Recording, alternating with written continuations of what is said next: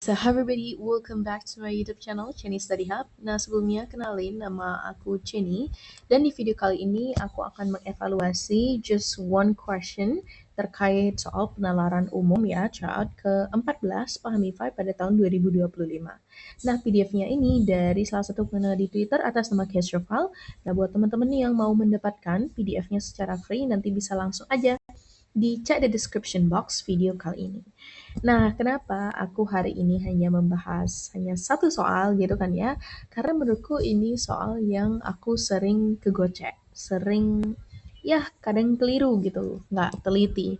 Nah, jadi kita lihat soalnya itu apa. Jadi kita specifically di sini akan bahas soal nomor 14. Nah, soal nomor 14 ini ditanyakan terkait pernyataan mana yang memperlemah ya dan tidak memperlemah.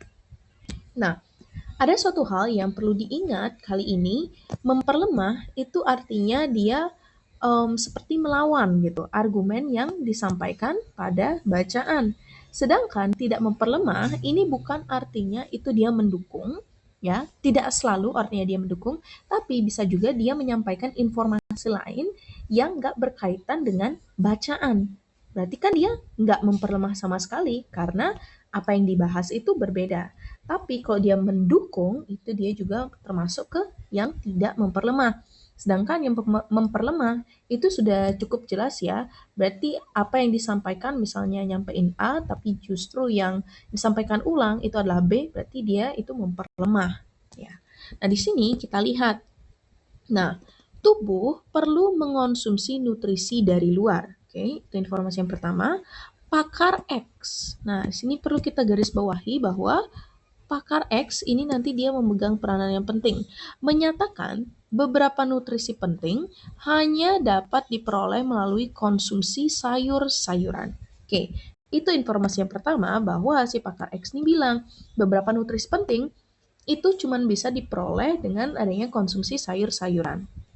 Nah, dia memberikan informasi lagi bahwa mayoritas anak-anak negara Y tidak menyukai sayur-sayuran.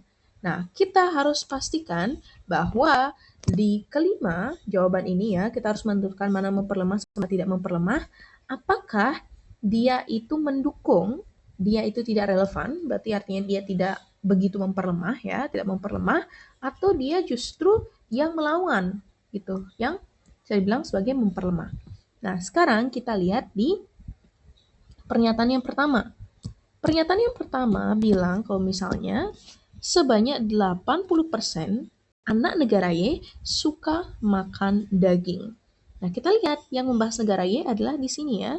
Negara Y tidak menyukai sayur-sayuran, ya, mayoritas. Jadi kebanyakan. Dari sini dikatakan 80%. Nah, berarti kan ini dia mendukung ya, mendukung pernyataan nomor 2. Nah, berarti dia sudah tentu, nah, kasih warna berbeda, tidak memperlemah. Karena dia sama sekali nggak memperlemah. Justru dia mendukung pernyataan yang kedua bahwa mayoritasnya ini nggak suka sayur-sayuran. Dan ternyata 80% itu hanya suka makan daging. Ya. Kita lanjut ke pernyataan yang kedua. Kandungan nutrisi di dalam sayuran, ya, kandungan nutrisi di dalam sayuran akan berkurang apabila dimasak terlalu lama. Nah, di sini dia berbicara terkait apa? Ya, pengolahan dari sayur-sayuran. Nah, sekarang pertanyaannya, apakah pernyataan dua ini nyambung dengan kedua bacaan? Nah, di masing-masing pendapat pakar X itu kan bilang ya, kalau yang pertama, beberapa nutrisi cuma bisa terpenuhi kalau misalnya kita konsumsi sayur-sayuran tertentu. Lalu dia bilang yang kedua, bahwa mayoritas anak-anak di negara Y itu nggak suka sama sayur-sayuran. Nah, sekarang di pernyataan dua ini, dia mengungkapkan, ya, bilang, kalau misalnya kandungan nutrisi di dalam sayuran akan berkurang apabila dimasak terlalu lama. Berarti dia mostly membahas tentang pengolahan dari sayuran itu sendiri. Nah, apakah dia memperlemah atau tidak memperlemah? Sudah tentu dia tidak memperlemah. Karena di sini dia itu ya bisa dibilang ya nggak memperlemah sama sekali ucapannya. Karena apa yang dibahas itu dia berbeda. Di sini dia bahas tentang pengolahan. Oke, kita lanjut ke pernyataan yang ketiga. Meskipun harga mahal, banyak orang tua memilih sayuran organik daripada sayur non-organik. Dan berarti ini sudah tentu ya, dia tidak memperlemah.